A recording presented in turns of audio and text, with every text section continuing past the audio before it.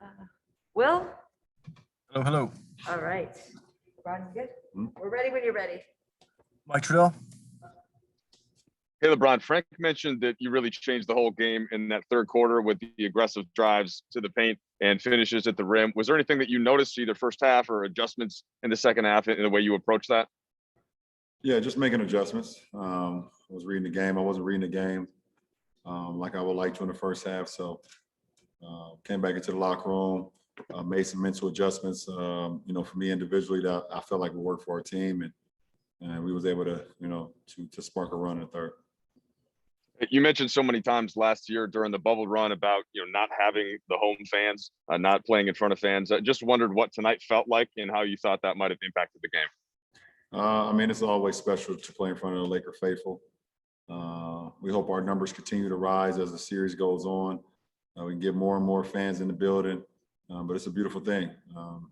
Hasn't been a playoff game for the Lakers in Staples Center since 2013, so it's a special night.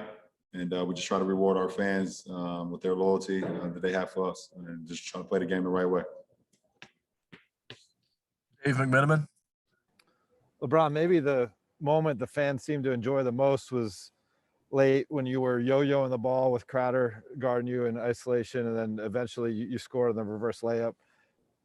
You've had your run-ins with Crowder in the past. I don't even know if that play was motivated by that or just you feel in the moment. Can you just walk us through what's that like for you to feel the arena, enjoying the moment in a late playoff game that you guys are taking control of? Always, for me and for our ball club, we always try to make plays where we can get each other excited. We can get our fans involved, get our fans excited about it. Because it brings so much excitement to the game. It's a moment. Things can be momentum swings. It can work in our favor. That was one of those instances where we had an opportunity to kind of make a momentum play and was able to deliver. Dan Warkey. LeBron, kind of a two-part question. What did you make of Devin Booker's foul on Dennis? And then kind of along those lines, do you feel like your guys' sort of size and physicality has them a little flustered in this series? Well, I thought the play wasn't a basketball play. Many times someone gets airborne, shoving them out the air can be very dangerous. So that's that. Two, we're not looking at it like that. We're just trying to play our game. We want to continue to, get the ball in the paint, but we want to shoot the ball. And I thought Wes Matthews, game ball to him. He did a great job of spreading the floor tonight and opening up for us, opening them lanes up with his back-to-back threes that he had. So, whatever game, every game is going to be different, and we have to be able to adjust to it. Bill Oram. LeBron, what's been your view of what Chris has been dealing with in this series? And, he's obviously been battling through that shoulder in all three games, and obviously was on the floor in the fourth. What's just been your view of kind of what he's been going through for his team and kind of what this series has been like for him? I don't know. That's a CP question, obviously. When he's on the floor, we treat him exactly what he is, and he's a Hall of Famer, a guy that can make plays, a guy that can read defenses like none other, a guy that can exploit you if you're not on your P's and Q's at all time when he's on the floor. And that is our mindset. Al Gunn. Hey, LeBron, I know it's nothing new for you to kind of experience, people speculating about your health, your ability, all these things. But in sort of with everything that's gone on with your ankle this season, did something just feel good about being able to drive like you did tonight and showing people that you're very capable of that right now? It feels good for me personally to be able to make plays for our team, for my teammates. That's all I care about. I don't care about what anyone else thinks outside of our locker room, outside of our support system, outside of our group. I've always been that way. Obviously, it's been a rough year on me as far as physically with my ankle and dealing with that and still trying to get it back to where it was before the injury. But every day is a step forward, and I'm going to continue to put the work into it with my treatment around the clock, getting it to, like I said, to where it was before the injury. And until then, my teammates will continue to hold me down, and I'll try to make plays for them. Mark Medina. Hey, LeBron, obviously Anthony had a really good performance tonight, but considering what he was going through with his injury, what jumped out to you as far as what his mentality was to make that happen? Just aggressive. Looking for a shot, getting into the paint, getting fouled, and knocking his free throws down. He's just ultra aggressive right now since game one, and we're going to need that to continue to happen. And like I said, it starts with him, and trickles off to me. I'm able to make some things happen, but when he's aggressive, we're all aggressive. Last two questions, Melissa Rowland.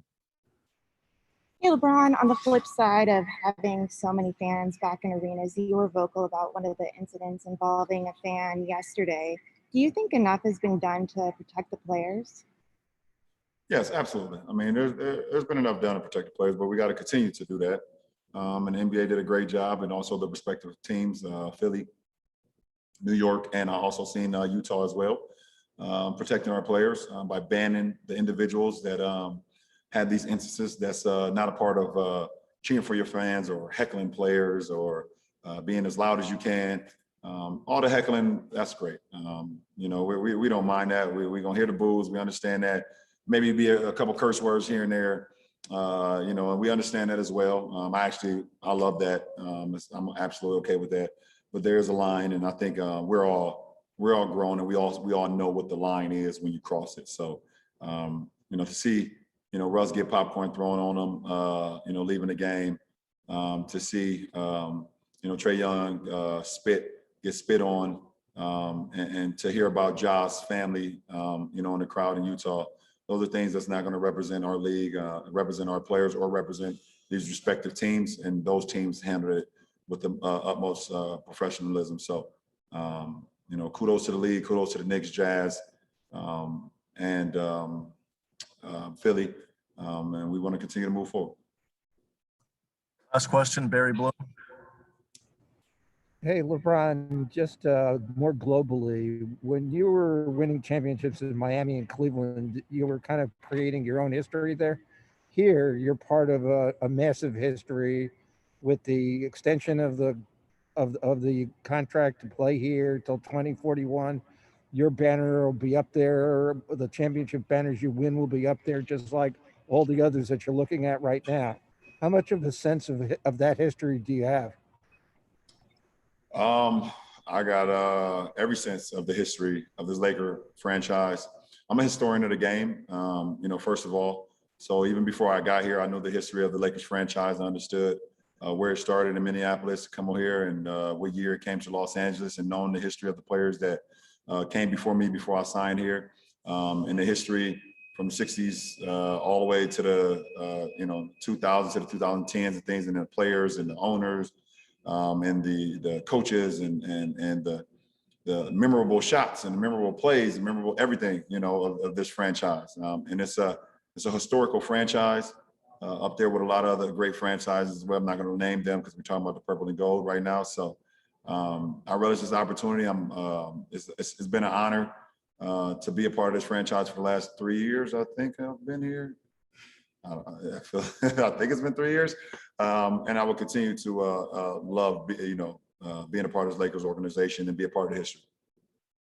Thanks, Brian. Appreciate it. Thanks, Ron. Yep. Have a good day off.